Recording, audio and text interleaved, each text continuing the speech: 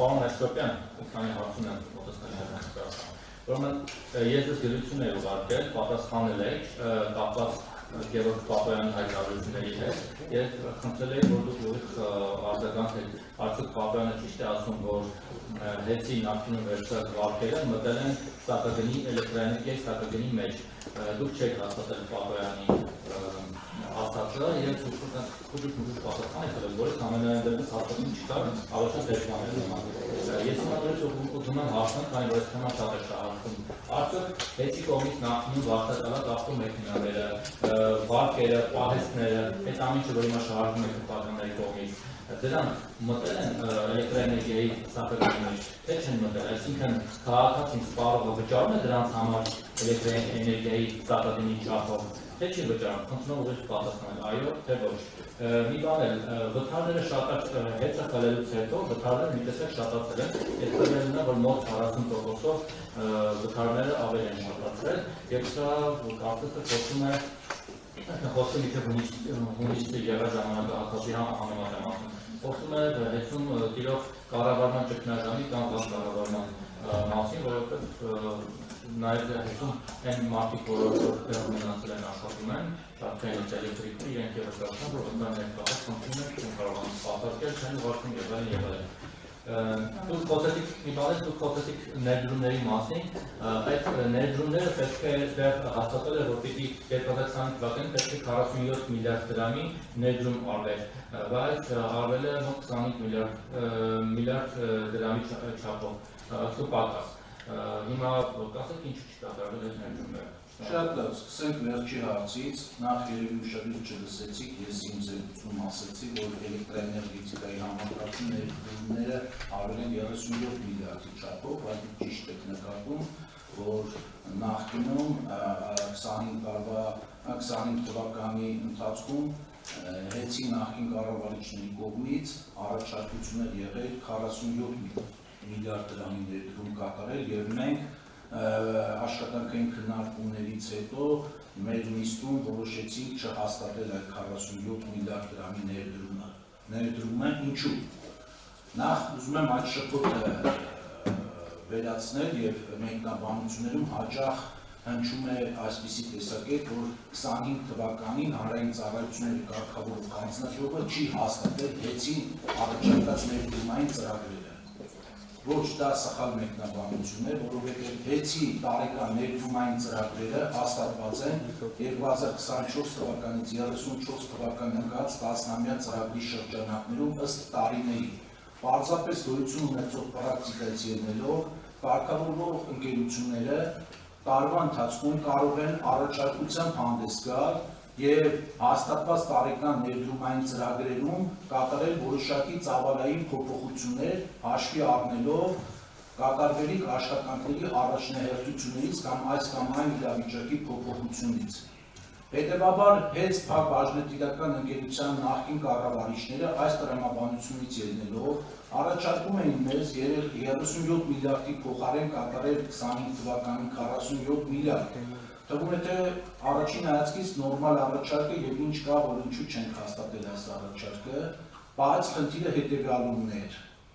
Գոյություն ունի որակի ցուցանիշներ, հասկացողություն, հանձնաժողովի կողմից սահմանված եւ այդ որակի ցուցանիշները ուղիղ կապված են անջատումների քանակի հետ։ Կլինի դա պլանային անջատում, թե վթարային անջատում։ Եվ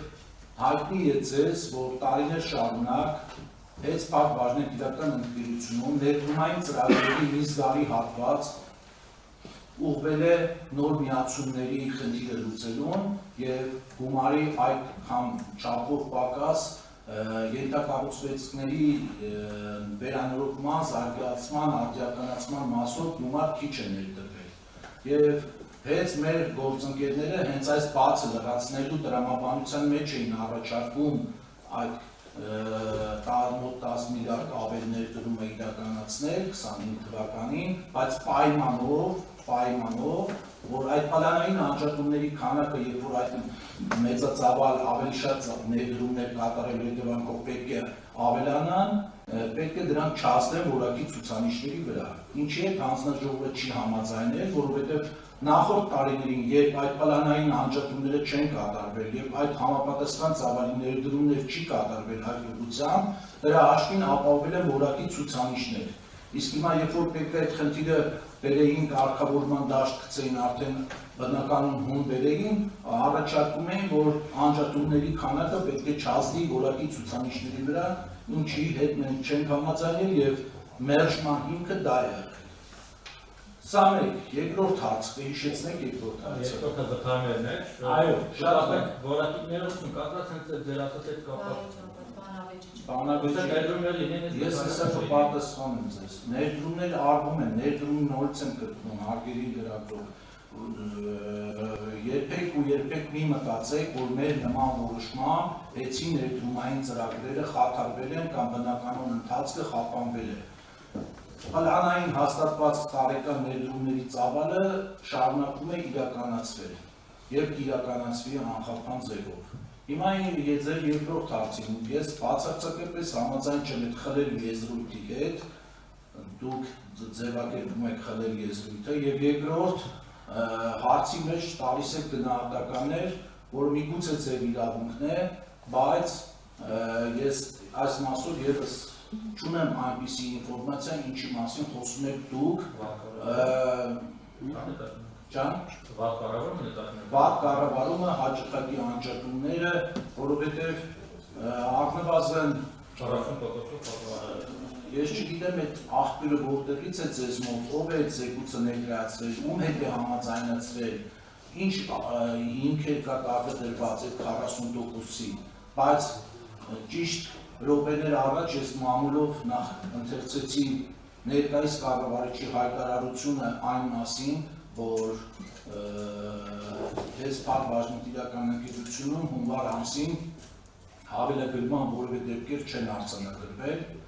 չնայած դրան ես որոշակի քանակի դիմում բողոքներ ստացել եմ այդ մասին քաղաքացիներից, որոնք որ որոշ դեպքերում պնդում են, որ իրենց մոտ հավելագրման երևույթ են նկատել, կասկածներ ունեն եւ մենք մեր ընթացակարգով այդ դիմում բողոքների հետևից կգնանք անպայման, բայց դրան ավելի նաեւ հակառակը, որ անձամբ այս ընթացքում ես իմ անձնական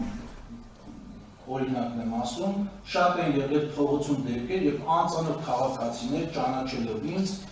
պարզապես մոտեցել եւ շնորհակալություն են հայտնել, չնայած ես կոնկրետ այդ process-ի հետ բուն կառավարման, քեցի կառավարման գործընթացի հետ ներկա փուլում որևէ կապ չունեմ իր պաշտոնը, բայց այնուամենայնիվ մարդիկ մոտեցել եւ շնորհակալություն են հայտնել, որ այն պահից որ ժամանակավոր կառավարման է հանձնվել հեծը, իրենց մոտ հոսանքի այդ վճարները 3-4-5,000 դրամով պակասել են։ Իրարամերժ տվյալներ են, դուք պնդում եք, որ հակառակն է տեղի ունեցել, ես իմ տեսածն ու զգացածն եմ ասում, մենք վստահ եղեք, այդ ամենը չուսումնասիրենք, հատուկ ուսումնասիրության բան կդառնա եւ մեկ կամ երկու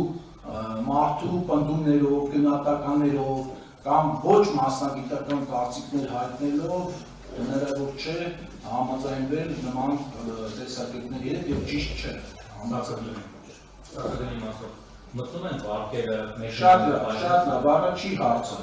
ուրեմն պարոն Պապոյանի հայտարարությունների հետ կապված, եթե կոնկրետ պատասխանեմ, իսկ մենք այնուամենայնիվ ձեզ դրած նամակում բավական կոնկրետ ենք պատասխանել, ինչքան էլ որ դուք ասում եք խուճուճ բաներ են գրել, խուճուճ բան մենք ստեղ չենք գրում, որևէ մարդու եւ որևէ դիմումի, այլ բան, որ միգուցե մասնագիտական բանը չի ելիքել, որ գրածը ճիշտ նկարեք, բայց ես լրացուցիչ մեկնաբան ունեմ։ Մեթոդաբանության իմաստով, այո, վերցրած վարկերի տոկոսները, իսկ խոսքը դնում է ոչ թե վերցրած վարկերի, այլ վերցրած վարկերի տոկոսների մասին։ Վերցրած վարկերի տոկոսները չեն մտնում սակագնի մեջ, բայց պարոն Պապոյանը բացի էկոնոմիկայի նախարար լինելուց հանդիսանում է նաև քաղաքական գործիչ եւ ինքը երևույթին տվել է ըստ էության միգուցե նաև քաղաքական գնահատական այն իմաստով, որ հենց փակ բաժնետիրական ընկերությունը ինքը կրիտիկական կառուցվածք է, ենթակառուցվածք է եւ այդ քրիտիկական ենթակառուցվածքում կամ ենթակառուցվածքներում անթույլատրելի է որպիսի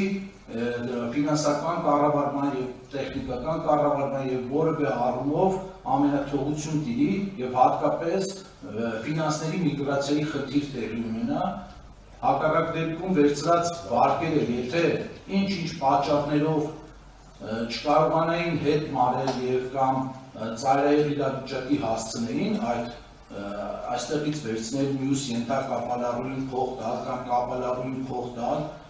կարող է հանգեցնել իսկապես կոլապսի եւ ամբողջ հանրապետությունը կանգնեցնել փաստի առաջ այո այս իմաստով համաձայն եմ պարոն Պապոյանի հետ բայց կոնկրետ վերցված վարկերի տոկոսները մեր հաստատված մեթոդաբանությամբ չի մտնում սակագնի մեջ